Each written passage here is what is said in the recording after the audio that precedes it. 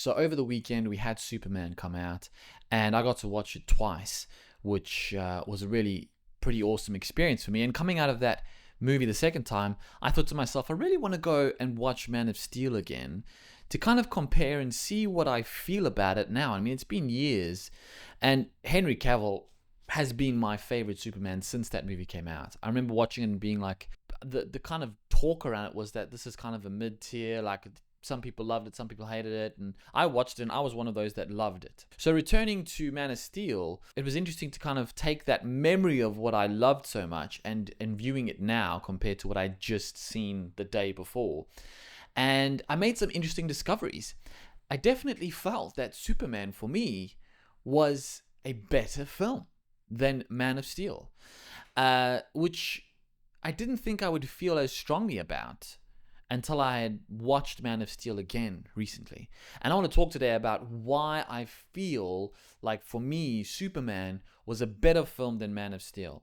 And just a side note here, there's a reason why I'm not talking about Christopher Reeve or any of the other Superman iterations that have come out. Because for me, my favorite, this is me comparing my favorites, right? Man of Steel was my favorite, and now I'm comparing the Superman movie. This is why I'm kind of going through this. I think a lot of people kind of assume, oh, well, you think that Superman's better than Man of Steel. Well, you must be saying that it's trash. Therefore, we hate your opinion. You're welcome to hate my opinion, no problem. But that's not what I'm saying. It's like when you're watching the Olympics and you're watching someone comes up and they do like a triple double backflip into the water, and you're like, whoa, that was pretty amazing. And then someone comes along after that and they do a triple double flip back for whatever, and then there's like a zero splash, and you're like, whoa, that was so much better than the guy that was just before, even though it was pretty amazing. But now I see that there's like another level to this. That's how I kind of felt, right? It's not like I'm saying, well, this guy did a belly flop. Oh! I'm saying, no, we got pretty epic films here. So that's kind of how I'm looking at this. But there was particular things that I think, watching Man of Steel now, the things that Superman did well really highlighted for me the things that were lacking in Man of Steel. And that's kind of where I feel like things potentially were elevated. But I want to start off by what I really love about Man of Steel, because it's been out for ages, and you know, everyone's got their opinions, and Snyder crazy people and the solid Snyder fans who, you know, aren't trying to destroy people online. These are some of the things that I found I think Man of Steel did better, or that were really good in that film. So the intro to Krypton, I think, was just epic. When I remember watching the movie the first time, I was really like drawn in by this like whole mythical world of Krypton, flying creatures, and the really cool armor. The costume design was really amazing. The destruction of the planet, the whole feeling of it all was really, really cool. And that whole introduction, I think, it really lent into the sci-fi and the nature of Superman and this character. Of course, Zack Snyder's real talent, I think, as a filmmaker is his visuals. When Superman flies the first time, that is such a memorable scene, and it's done so well. And you know, you get a real sense of the speed and the intensity of the flight. I think that Superman did that well in parts. Like, I really like that effect when he's flying really fast and it seems like the camera can't quite keep up. It's like lagging. And I think they did a good job. But there wasn't enough flying, I think, to kind of feel like it exceeded the flying scenes of Man of Steel. That's how I kind of felt about it. Zod as a villain carried so much weight. This guy was aura farming all day long. He really had a unique way of internalizing rage and expressing himself in a way that you felt like you could understand. He was still evil, but you could understand his goal was overall the preservation of his civilization. And when that's lost, you know, you can feel the shift in his rage towards Superman. I really also appreciated Man of Steel's parents, these Kryptonian parents, as a mentor to Superman, as a connection to his parents, to his home, to his history. I liked that. I think I understand why in Superman they had to kind of shift that uh, expectation to the Kryptonian parents having alternative ideas to what Superman should be doing in on Earth, and had maybe a bit more of a selfish priority, and in some ways kind of had the same motivations as Zod in Man of Steel, but maybe carrying them out in a different manner. The image of them was kind of shattered. And I kind of missed that. I mean, when I watched Superman the first time, I was waiting the whole time for the message to kind of come out and be like, oh, sorry, is Lex Luthor actually manufactured this with AI or something, like this is not actually real. Your parents didn't actually say that. But I think I resisted that idea because I loved the idea of his parents being good people, his Kryptonian parents. So I loved that Man of Steel lent into that. The last thing that I think I wanted to talk about with Man of Steel was I really loved what it presented, because at the time, Marvel was on the rise and bringing out these amazing movies, and they had the same feel, which was like the happy-go-lucky, cheeky jokes feel. And Superman came out, well, Man of Steel came out, and this had a bit more of a serious tone. It had a different tone, and I appreciated that, because it was like, they weren't going out to say, we're going to do copy-paste, take the formula, whatever Marvel's doing, we're going to do the same thing. They were like, no, we're going to experiment. We're going to try something new. We're going to do it for the darker tones and darker vibes. And I actually like the darker storylines and the darker vibes of the DC characters. And so I appreciated that there was a specific vision. There was a direction. There was something that they were doing that felt unique and that I felt like I could get behind. So that's really what I loved about Man of Steel. Besides, of course, Henry Cavill being the force of nature he is. I mean, the internet loves this guy, understandably so. He's down to earth. He's like a real man's man. He's just a great guy, and from all accounts, he seems to be a really nice person. There's lots of reasons to love him. I know my sisters are still in love with him. So yeah, Henry Cavill, amazing. Great look, great feel, great costume, like awesome. So now I want to talk about the things that made me feel like I loved Superman more than Man of Steel. And I think it's worth knowing, I mean, film is subjective. There's different things that people go looking for when they watch a film. And certain things that make them love the movie more or less. For me, the primary thing that makes me love a movie is, does it make me feel something? But the whole purpose for me of telling stories and watching stories and being part of stories in any capacity is, does it evoke emotion? Does it lead you to feel happy or sad or hopeful or depressed or whatever it's going to be? Does it have enough of a story to influence your emotions? And that's for me the primary thing. Okay. Now, I know for some people they might say, well, Man of Steel for me had so much emotional vitality to it that it led me to feel all of these things. I think the main difference for me between Man of Steel and Superman is that Man of Steel lent on epicness to influence emotions, while Superman leans on story, character, and the humanity of Superman. That's what I feel was most influential for me. Now, don't get me wrong. I mean, like, I've watched things. I don't often cry in films, but like when I was watching Batman v Superman, I felt like a tear start to come in down my cheeks watching Superman, Batman, and Wonder Woman take on Doomsday. You know, you don't expect to cry in those moments, but I felt overwhelmed by the epicness of it. I don't deny that can influence me. So what was it about Man of Steel that didn't lead to that for me? And here are a few things that I kind of want to talk about. Cavill versus Corenswet, right?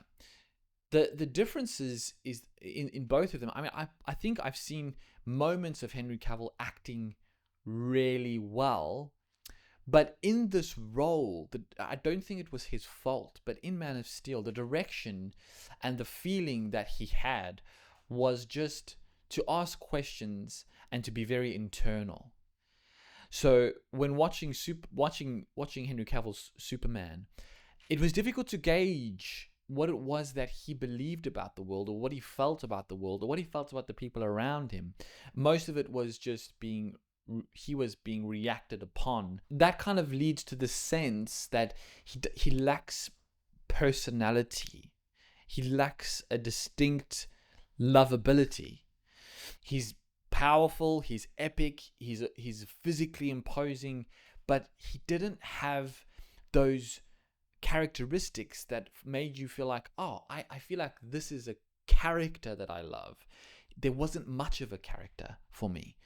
That was the challenge, and that was highlighted by the fact that watching Superman, Corran Sweat's version, has so much to love. He distinctly wants to preserve life. Cavill might have had that in that version of Superman, but it was never illustrated in a very visible way, and was kind of downplayed a little bit by the fact that he was just smashing Zod into different buildings. That leads to the thing of like, he's maybe not as mindful of this, where Corran Sweat Superman is so mindful of it to the point where he's kind of like cornily, can you say cornily? Saving squirrels. But it leans into this person he just loves the existence of, he believes the best in everyone. He believes good in everyone. Even in moments where he's fighting the engineer and he's like taking on, he's like, you can change. There's a chance for you. Like, you can, he's trying to persuade people constantly. He wants to save the giant kaiju. And like, these things, you might love them, you might hate them, but they give you something to have a specific feeling about, rather than just a vague, non-reactive response to most of the surroundings that Cavill had. So that for me was like a big thing, because I'm like, I love this Superman. He's got a specific feel, he's got a specific direction, and it gives him a lot of interesting dynamics between those around him. When the Justice Gang arrives and they're like, dude, stop being such a wuss, like whatever, like there's so much to play off of there. So that for me was really influential in my decision to be like, oh, I think I love this Superman more because I just had so much more to love. There's also something about the dialogue in Man of Steel. There always seems to be kind of one level of volume that they speak to each other with. And funnily enough, even with epic events like when the world engine is busy doing that thing, right? The people's reactions are even like non-reactive. Like there was a moment where I'm like, oh, this thing is literally smashing people and buildings into the ground, and everyone's just standing there being like people would be screaming their heads off, or like hiding and crying and screaming. But that's just the feeling, is everyone in this world seems to be subdued a little bit. The other thing that came into this for me was the battles. In Man of Steel, Superman is just like the classic Superman, where like you shoot a bullet into his armpit and it like doesn't even move his armpit hair. Like it's that level of steel, right? But then there's Corran Sweat's version, and he is at times bleeding and he experiences a lot more intensity. He's definitely super strong. Like the fact that he was holding up a kaiju, I mean, there's got to be someone out there scientifically figuring out how strong this Superman is, because I think he definitely presented some excessively strong displays of strength. But he gets battle damage. He gets punched in the face, and you can see that it's like wearing him down in some capacity. He gets dirty, and like it gives a bit of weight to the battle. Whereas watching Man of Steel, these battles are epic. There's explosions. There's like Kryptonians bashing into each other. There's so much going on. But then, like, that first initial time that Cavill takes on Faora and the big tall dude who doesn't have a face, and they're having that whole battle at the gas station. At the end of that all, right, there's been fire and explosions and punches in the face and smashed into concrete and like this whole thing.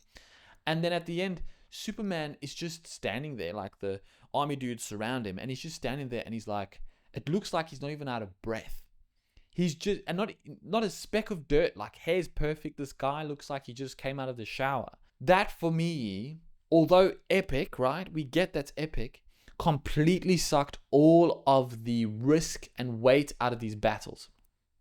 When he's fighting Zod, these guys are going crazy on each other.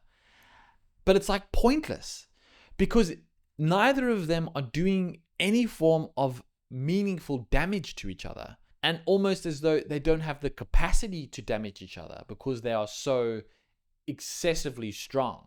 That sucks the stakes out of it so much that it almost feels like you're just waiting for it to finish. And like the only way you could kill Zod was just by like snapping his neck and traumatizing a bunch of 5-year-olds who watched this film. If he didn't do that, there was no end to the battle. There was no sense of this being like nothing they did made any difference.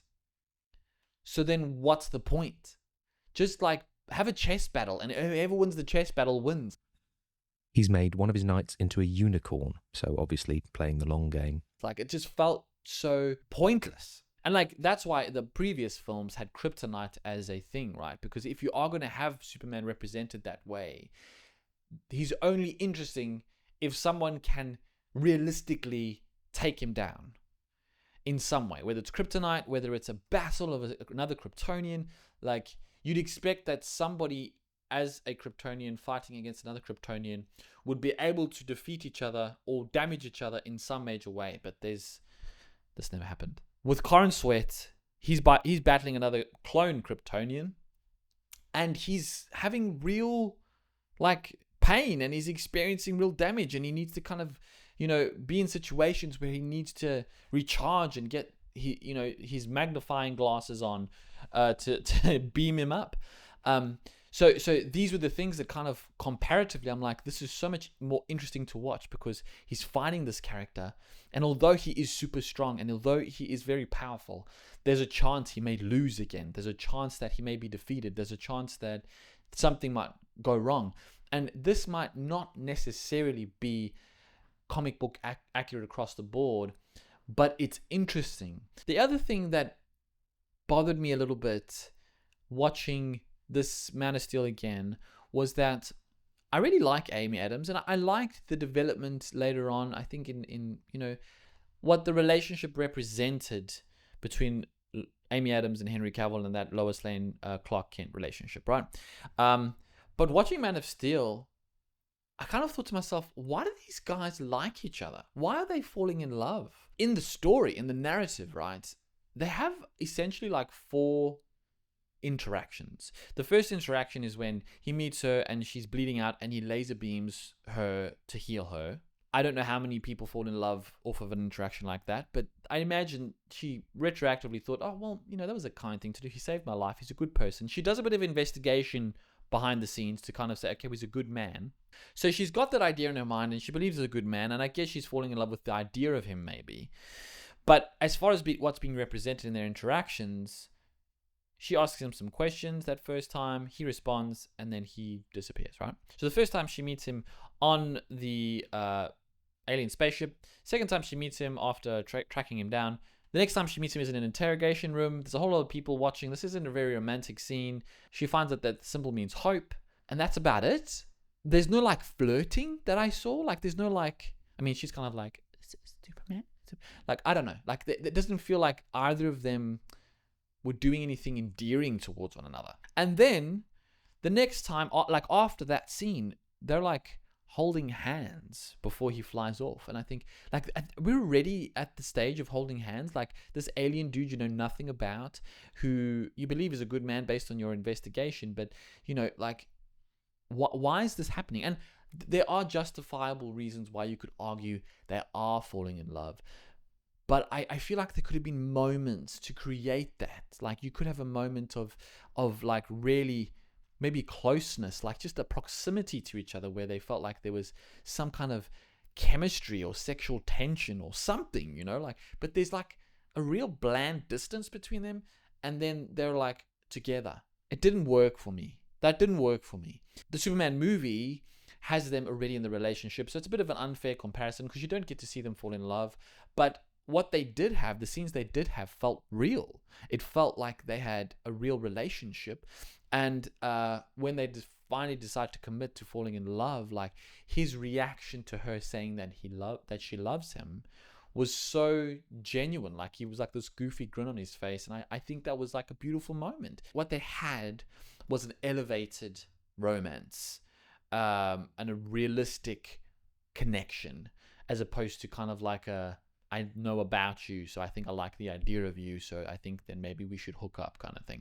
I think the nature of the direction of this film was based on family.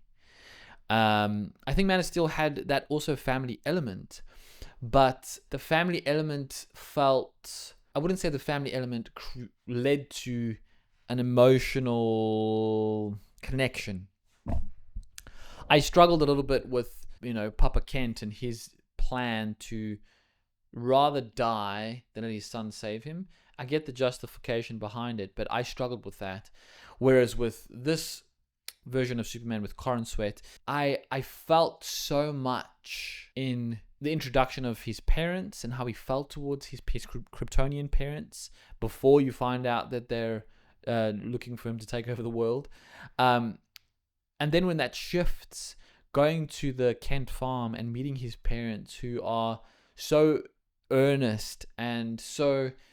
Some people have kind of said, oh, in this version, Superman's parents are dumb. And I'm like, I didn't get that. I mean, I get like they do old people things, like yelling into the phone or whatever, but I didn't feel like they were dumb. I feel like they had wisdom.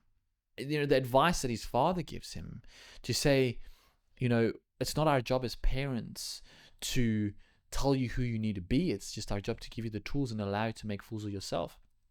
That was a great idea and a great emotional connection. His dad really cares about him. His mother really cares about him, and they cherish him. They want to look after him. They're his little boy, and that felt so uplifting and emotional. So that when at the end of the film, his happy place is lying down and watching, videotapes of him as a kid. Man, who doesn't connect with that? That brought so much happiness into my soul. Even talking about it now makes me feel a little bit emotional. So that's kind of the difference, right? Is that coming out of Man of Steel, the feeling I was left with was, that was cool. There was cool moments. But I didn't feel a lingering emotional feeling. I just felt like, oh, that was a cool movie. With Superman, it stayed with me. I thought about it and it emotionally connected with me. Again, all films subjective. You might have come out of Man of Steel and been like, that movie changed my life. I'm now going to dedicate the next 10 years of my life to telling people how amazing this film is. And that's great. But for me, I loved Man of Steel. But seeing Superman, the elevation for me, there's so much more to love about the new Superman that won me over personally. That may have not won you over, but won me over. So ultimately, as a DC fan, I am so excited for the future. It's so wonderful to be excited again after having a really strange roller coaster ride, and now like having that DCEU just kind of fizzle out to this sad ending as far as the world's reception goes. I really loved a lot of those DCEU films, and was sad to see it end. But now, knowing there's this new iteration and it has a unique feeling, it has a unique, distinct taste, I can get behind it, and I love where it's going, and I just can't wait to see what happens next. But what did you guys think? Do you think Man of Steel is better? Do you think Superman's better? Are you excited for the new DCU? Do you miss your old buddies at the DCEU and wish they would continue? Let me know in the comments below. Thank you for watching. If you enjoyed this, feel free to give it a like. Or, if you want to go the extra mile and make my day amazingly wonderful, go and give it a subscribe, and I'll be doing a lot more about the Superman stuff that's come out and what we can expect from the DCU moving forward. But thanks so much for watching. Have a fantastic, wonderful, lovely day.